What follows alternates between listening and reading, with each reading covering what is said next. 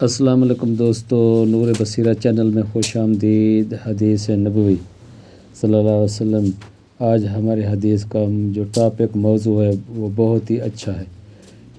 اسلام، ایمان اور احسان، مکمل دین ایک حدیث میں۔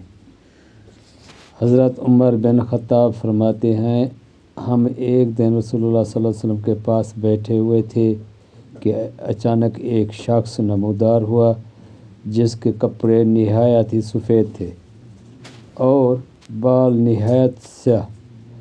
اس پر سفر کے کوئی آثار نظر نہیں آتے تھے اور ہم میں سے کوئی اسے جانتا بھی نہ تھا۔ وہ آ کر نبی صلی اللہ علیہ وسلم کے سامنے بیٹھ گیا، اپنے گھٹنے آپ صلی اللہ علیہ وسلم کے گھٹنوں میں ملا دیے اور اپنے ہاتھ اپنی رانوں پر رکھ دیے اور اس نے کہا، اے محمد صلی اللہ علیہ وسلم، مجھے اسلام کے بارے میں بتائیے۔ آپ صلی اللہ علیہ وسلم نے فرمایا، اسلام یہ ہے کہ تم گواہی دو کہ اللہ کے سوا کوئی معبود نہیں اور محمد صلی اللہ علیہ وسلم اللہ کے رسول ہیں۔ نماز قائم کرو، زکوٰۃ ادا کرو، رمضان کے روزے رکھو اور اگر استطاعت ہو تو بیت اللہ کا حج کرو۔ اس نے کہا، آپ نے سچ فرمایا۔ پھر اس نے پوچھا، مجھے ایمان کے بارے میں بتائیے۔ آپ صلی اللہ علیہ وسلم نے فرمایا، ایمان یہ ہے کہ تم اللہ پر ایمان لاؤ، اس کے فرشتوں پر، اس کی کتابوں پر، اس کے رسولوں پر، یوم آخرت پر اور اچھی بری تقدیر پر ایمان لاؤ۔ اس نے کہا، آپ نے سچ فرمایا۔ پھر اس نے پوچھا، مجھے احسان کے بارے میں بتائیے۔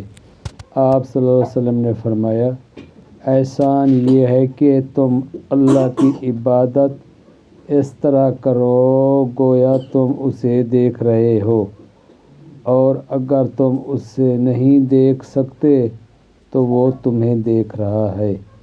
پھر اس نے پوچھا، قیامت کب آئے گی؟ آپ صلی اللہ علیہ وسلم نے فرمایا، جس سے سوال کیا جا رہا ہے وہ سوال کرنے والے سے زیادہ نہیں جانتا۔ پھر اس نے پوچھا، اس کی نشانیاں بتا دیجیے۔ آپ صلی اللہ علیہ وسلم نے فرمایا، جب لونڈی اپنی مالک کو جنم دے اور جب ننگے پاؤں، ننگے بدن اور بکریاں چرانے والے اونچی اونچی عمارتیں بنانے میں مقابلہ کریں۔ پھر وہ شخص چلا گیا۔ کچھ دیر بعد نبی کریم صلی اللہ علیہ وسلم نے فرمایا، اے عمر، کیا تم جانتے ہو یہ سوال کرنے والا کون تھا؟ میں نے عرض کیا، اے اللہ اور اس کے رسول بہتر جانتے ہیں۔ آپ صلی اللہ علیہ وسلم نے فرمایا، یہ جبریل علیہ السلام تھے جو تمہیں تمہارا دین سکھانے آئے تھے۔ صحیح مسلم۔ جزاک اللہ۔ پلیز سبسکرائب، لائک اور کمنٹ میں اپنی رائے کا اظہار ضرور دیں۔